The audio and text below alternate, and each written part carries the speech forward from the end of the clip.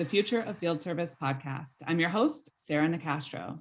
Today, we're going to be walking through the 5 most common servitization fumbles. I'm excited to welcome back to the podcast today, Hilbrand Rustema, Managing Director and Founder of Noventum. Hi, Hilbrand. How are you? Hi, Sarah. I'm good. Thank you for having me back. Absolutely. So Hilbrand and I met a few years ago, and I've really enjoyed his insights. Noventum works with a lot of different organizations on their service transformation journeys. And in having experiences with companies in different industries and in different phases of transformation, he has a wealth of insights.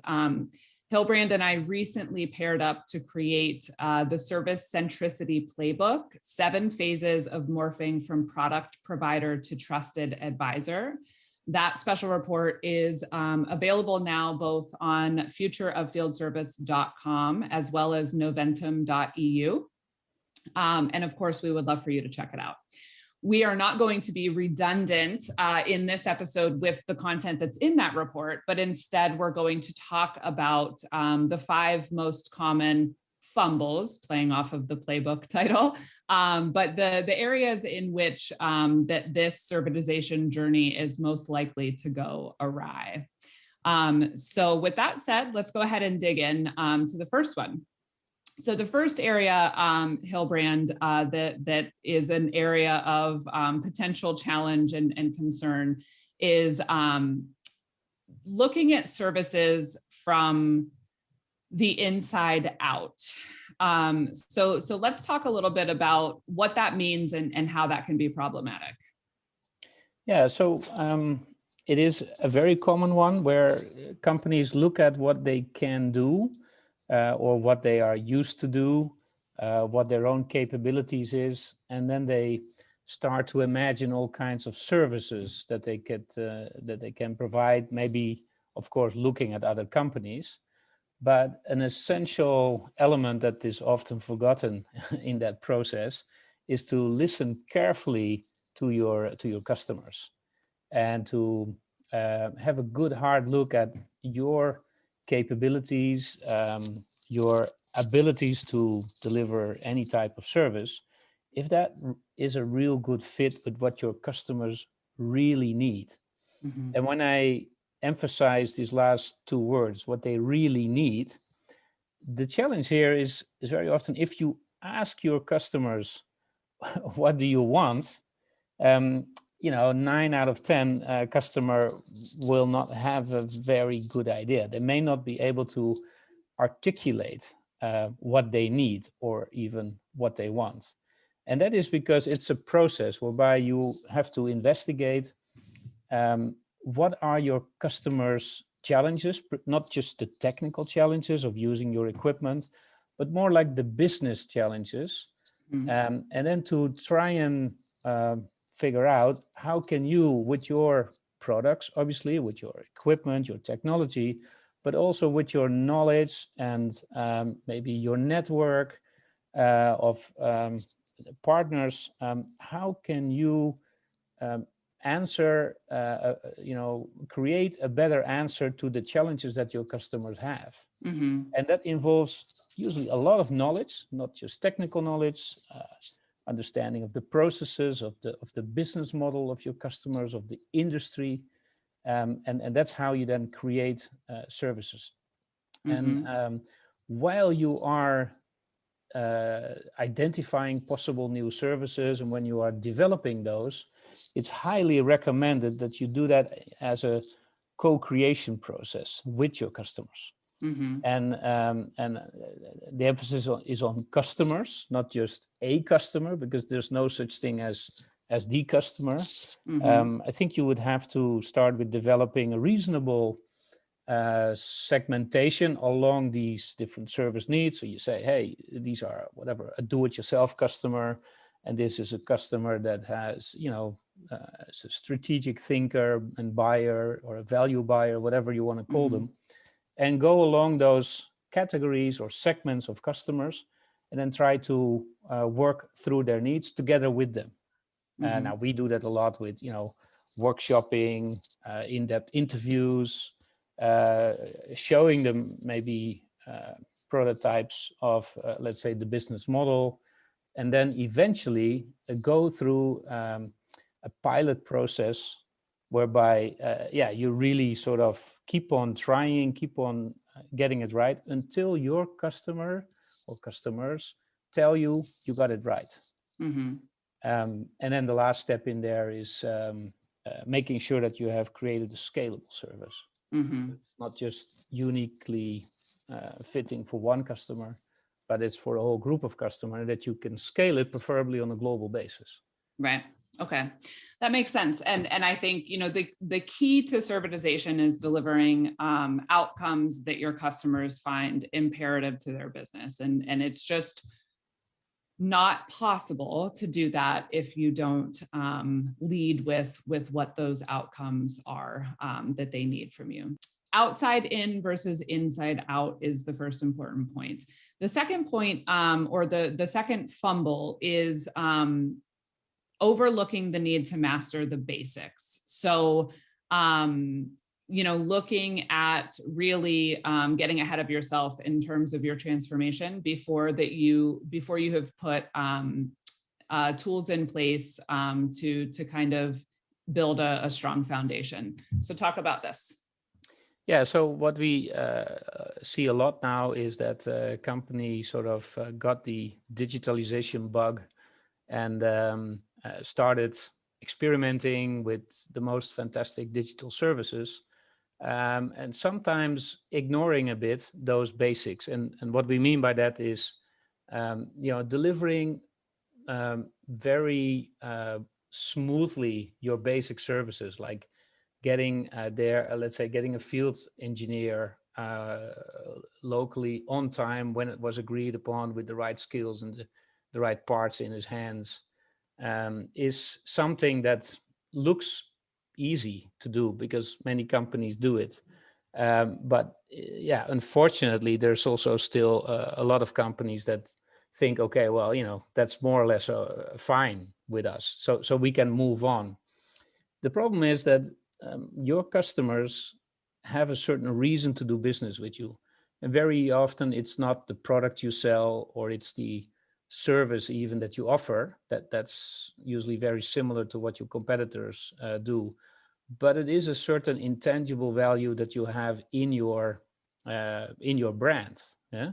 And if you wonder what that is, try asking around why customers really do business with you, and you'll find a reason. And they may say, well, you're whatever, the leader in the market, or you really are flexible, or you understand a bit, these type of sometimes very intangible reasons to do business with you. Now, you want to make sure that you deliver on those basic promises. Mm-hmm. And if you cannot, if it's too often that you cannot deliver that spare part on time, there is a certain continuum in what your customers are willing to buy from you as a next stage in the evolution of the relationship that you have with them.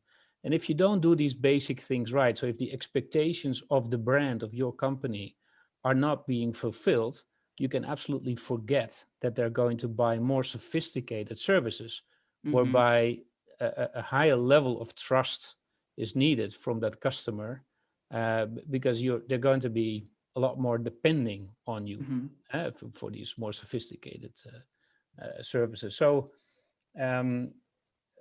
one element before you embark on these, outcome-based services, the more sophisticated services, do you have all the basics working very well? And not just on your own opinion there, but what do your customers say about that? And if they are, say, generally very positive, you get good marks on that, then you can continue. There's a second reason to have those basics right, and that when you start with the more sophisticated services, they're typically more knowledge intensive. And if you don't have your basic processes and systems in place, you don't gather, you don't harvest the type of knowledge and data that you need. For example, if you go from preventive services to predictive services, Mm-hmm. your knowledge management processes have to be top notch. Otherwise, it's not possible to start Mm-hmm. with predictive services. Yeah? Mm-hmm. So that's another reason why you need to look at the basics and start with those. And it's okay to do some experiments, but just remember that those experiments won't scale if you don't Mm-hmm. have the basics right. Right. That makes sense. I always say that trying to skip over some of those basics is like building a house of cards, right? So you want to make sure that you have a really strong foundation from which to build. Otherwise, it could all fall apart at any given moment. Good. Okay. So fumble number 3 is either thinking too small or thinking too big. So the need to balance pragmatic versus big picture thinking. So let's talk about this. Yeah, so I think that there's a lot of companies that are very good at execution. Mm-hmm. For example, they want to implement a new system, they really focus on it, they do that very well. But if you don't have that big long-term vision, if you have no unifying, energizing vision whereby everybody understands what you are aiming for in the long term or what your business stands for, it's going to be very difficult to stay focused. So you can do all kinds of successful short-term projects, but if that is not helping you to get closer to that achieving that long-term vision, why are you doing it? So you often see that well-intentioned projects, let's name some examples. A drive to standardize your global service operating model is really going well. And at some point, whatever, after 1 or 2 years, the company achieves it. But then it has taken so much effort and time and sometimes pain that people have forgotten why they're doing it. Mm-hmm. And they're done, and then it sort of plateaus.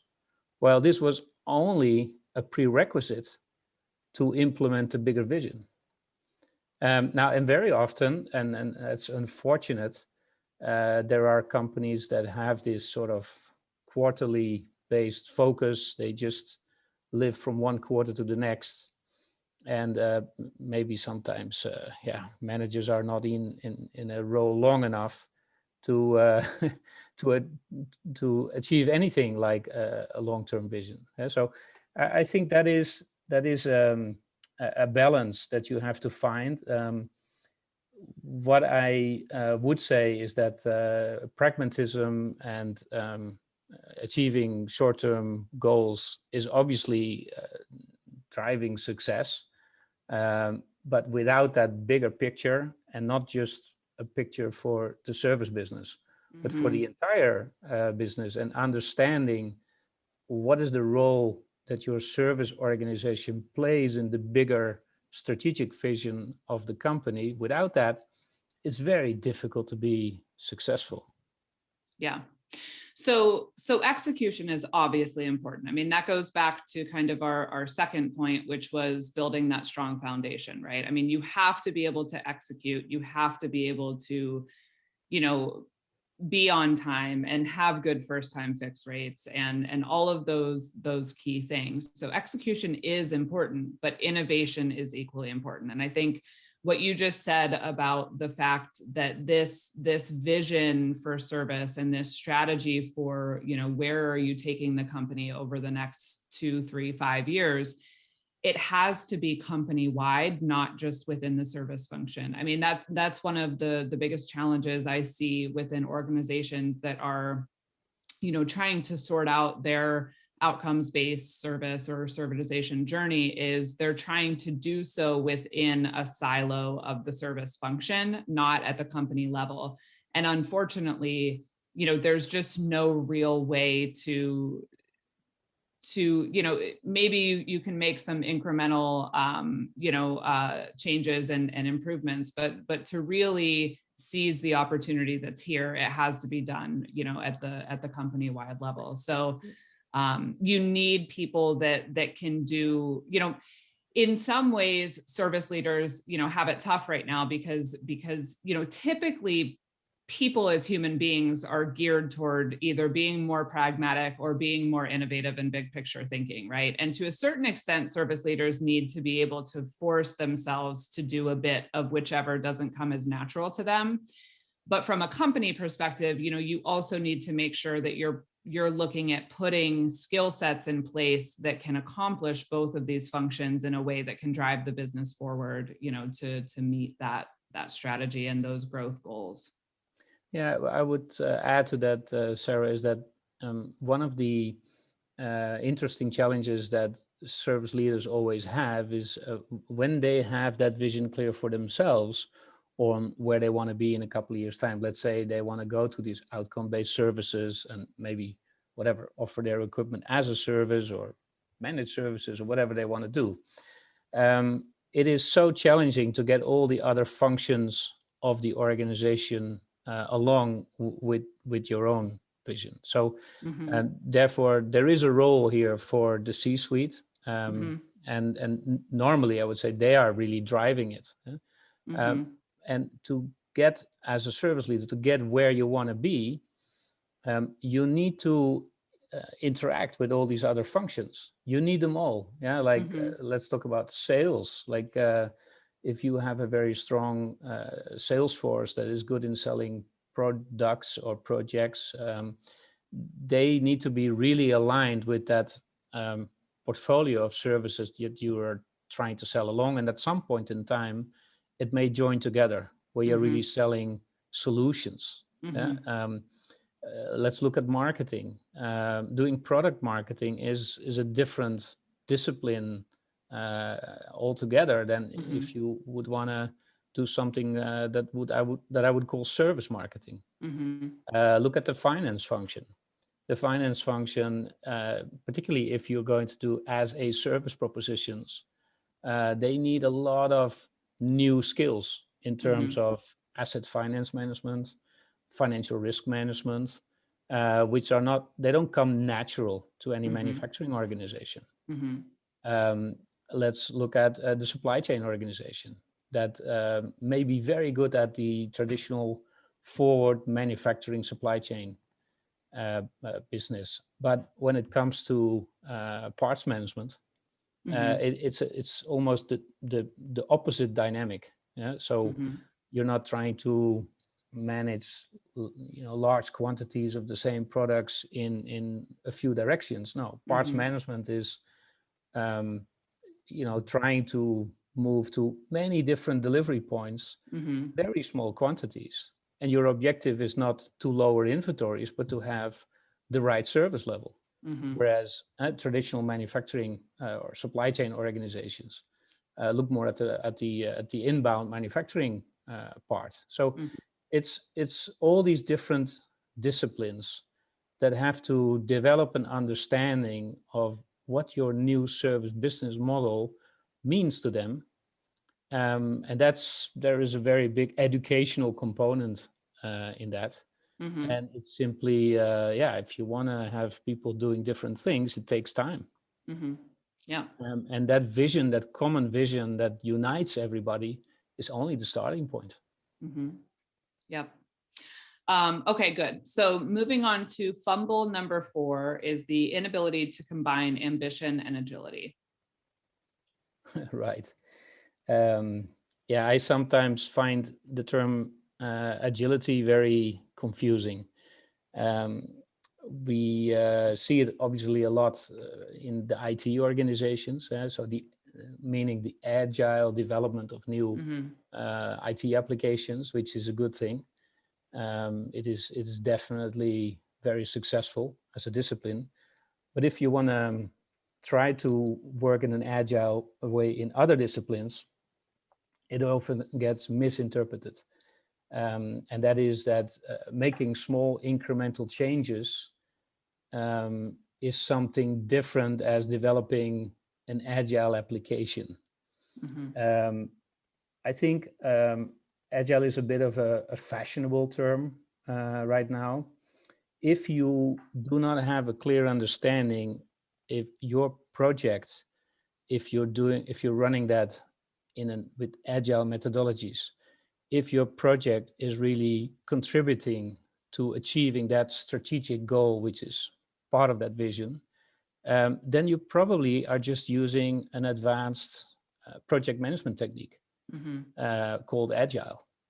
But it may not really help you to get into the right direction. You can have very successful agile organizations developing completely in the wrong direction, if you know what I mean. And it is attempting to say everything is agile and confuse that with only short-term views and short-term results, and to get into an iterative mode whereby if you contrast that with a more long-term, let's say, strategic view of the business, whereby according to a plan you are achieving bigger milestones, that will bring you much further than just always do that small iterative change. So that's why we're saying you have to combine ambition and agility. So the ambition is, what is your ambition for the company around service? Where are you trying to go? And it's okay to make iterative changes to get there, but you need to be working towards those bigger objectives. Yeah, agile is a tool. It's not the objective. Yes, good point. That's a good way to put it. Good. All right. And the last fumble number 5 is prioritizing IT-driven change rather than business-driven change. Yeah. This is, I could probably talk another half hour about this, but we only have a few minutes left.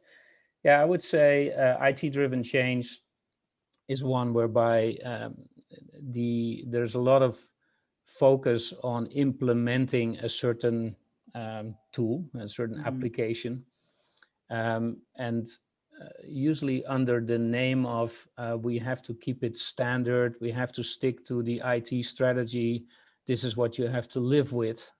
You see that a lot of limitations are imposed on the business, particularly the service business. For example, companies that try to promote ERP systems in service organizations, they find that very challenging, rather than customer-centric IT solutions. So business-driven change is the situation whereby at the end of the day, if some decisions on change have to be made, it is the one and only final criteria is, are we going to improve our business with this? And not, are we going to comply with our IT standards or IT strategy? And continuously looking at the business goals, how are we going to achieve those? And if that sometimes means that you have to, sacrifice your ideal IT strategy or your ideal IT landscape, I would say so be it. In terms of mentality, I would say there's people that fully understand business-driven change. Usually it's run by people that have a lot of business experience. And you have people that are put in charge of, maybe large service transformation initiatives that have a very strong IT background. And I clearly see the differences in outcome. So in the end, you have, with the IT-driven approach, you have a working system. Yeah, the system works. But is anybody using it, and is it delivering the right results? That's the question. Now, and with the business approach, it's quite the opposite. So are we achieving our results with this solution? If not, let's change it, let's tweak it. And I'm not saying this is the blanco check to just start all kinds of customization of your IT solutions. No, in the contrary, I would say most, let's say, mature IT platforms, they can deal with most of the, let's say, the requirements that are out there nowadays. Sure. But yeah, the challenge is the attitude and the type of background of the people. Yeah, that makes sense. And I think, as digitalization has become, a path to growth, then, IT needs to support that growth rather than just, to your point, serving as a means for compliance and just operational. So that makes sense. Okay, so those are the top 5 fumbles that we see people make on the journey to servitization or outcomes-based service. Again, the report that we just published is the Service Centricity Playbook, 7 phases of morphing from product provider to trusted advisor. And these are the 5 most common fumbles, but that report outlines those 7 phases, and it provides not only Hilbrand and I's perspective from our years in the industry, but also the real world perspective from the companies that are on some of the companies that are on this journey. So certainly check it out. Hilbrand, thank you so much for coming back and spending some time with me today and for working with me on the report. It's been really fun, and I'm hoping that people will find it very useful. Yeah, thanks a lot, Sarah. All right, you can find the report and more information by visiting www.futureoffieldservice.com. You can also find us on LinkedIn as well as Twitter at @thefutureofs. The Future of Field Service podcast is published in partnership with IFS. You can learn more about IFS service management solutions by visiting www.ifs.com. As always, thank you for listening.